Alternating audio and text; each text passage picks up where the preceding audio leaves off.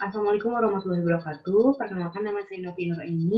Pada kesempatan kali ini saya akan menjelaskan mengenai kebijakan pemerintah dalam membubarkan FPI atau Front Pembela Islam.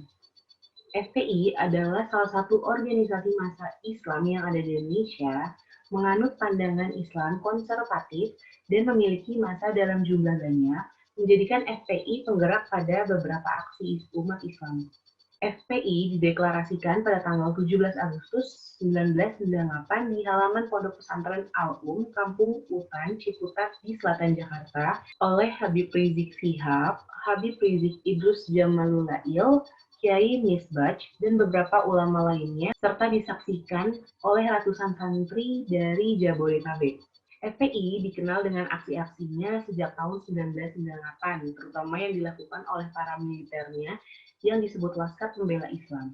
FPI pernah terlibat aksi penutupan klub malam, tempat pelacuran, penangkapan terhadap keluarga tertentu, dan konflik dengan organisasi Islam lainnya. Namun, FPI juga mengambil peran dalam aksi kemanusiaan seperti pengiriman relawan bencana tsunami di Aceh, pengiriman relawan dan logistik saat bencana gempa di Padang, dan lain sebagainya. Nah, FPI mulai diperhitungkan ketika ribuan anggotanya menduduki Balai Kota DKI Jakarta untuk menemui Gubernur Sutioso di pertengahan Desember 1999.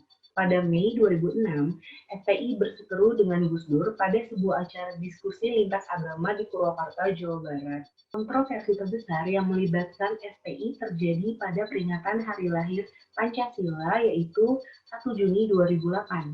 Anggota FPI menyerang Aliansi Kebangsaan untuk Kebebasan Beragama dan Berkeyakinan (AKBB) di Silang Monas.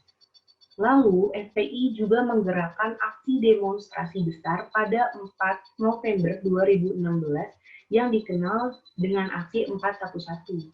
Kemudian, aksi pada 2 Desember 2016 yang seperti kita kenal yaitu aksi 212. Nah, lalu seperti yang kita tahu, FPI itu selalu berseberangan dengan pemerintah. Nah, contohnya pertama adalah tudingan isi anggaran dasar Front Pembela Islam atau FPI bertentangan dengan peraturan perundang-undangan yang mengatur soal organisasi masyarakat. Alasan lainnya adalah tudingan bahwa pengurus dan anggota FPI ataupun yang pernah bergabung dengan anggota FPI kerap terlibat pidana bahkan aksi terorisme.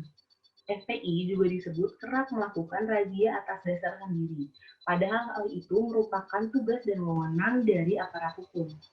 Praktikus hukum Petrus Celestinus menilai FPI selalu berbeda sikap dan berseberangan dengan pemerintah, terutama ketika berhadapan dengan persoalan penegakan hukum. Selanjutnya, pada topik kepulangan Habib Rizik Sihab dari Arab Saudi.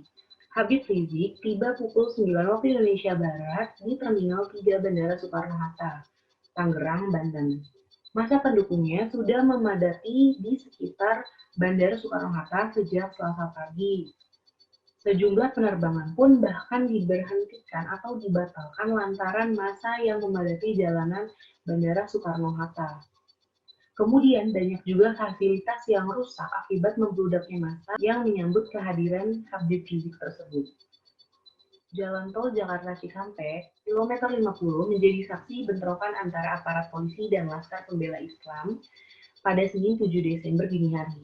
Dalam bentrokan tersebut, 6 orang Laskar FPI tertangkap dan 2 diantaranya meninggal dunia usai ditembak oleh aparat kepolisian.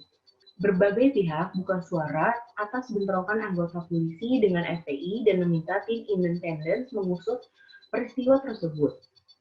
Pada 30 Desember 2020, pemerintah Indonesia mengeluarkan surat keputusan bersama 6 pejabat tertinggi, yakni Mendagri, Menkumham, Menkominfo, Jaksa Agung, Kapolri, dan Kepala BNPB yang melarang seluruh aktivitas FPI dan akan menghentikan setiap kegiatan yang dilakukan oleh FPI.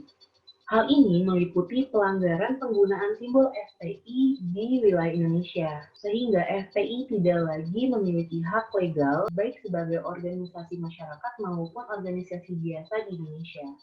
Pro dan kontra masih terus bergulir di tengah masyarakat setelah pemerintah mengeluarkan keputusan terkait pembubaran dan pemberhentian seluruh kegiatan FPI. Pemerintah melarang seluruh kegiatan Front Pembela Islam atau FPI di Indonesia setelah dinyatakan bubar pada 21 Juni 2019. Keputusan pelanggaran FPI tertuang dalam Surat Keputusan Bersama atau SKB Kementerian dan Lembaga berdasarkan ketentuan perundang-undangan tertanggal 30 Desember 2020. Di sisi lain, FPI tidak bisa menerima begitu saja keputusan pemerintah. Organisasi yang dipimpin oleh Habib Rizik Syihab ini berencana untuk melawan keputusan tersebut secara konstitusional, yaitu menggugat ke Pengadilan Tata Usaha Negara. Nah, itu tadi sedikit penjelasan saya mengenai isu maupun topik dari FPI. Sebelumnya saya ingin mengatakan bahwa saya tidak ada maksud ataupun niat untuk menyinggung pihak manapun.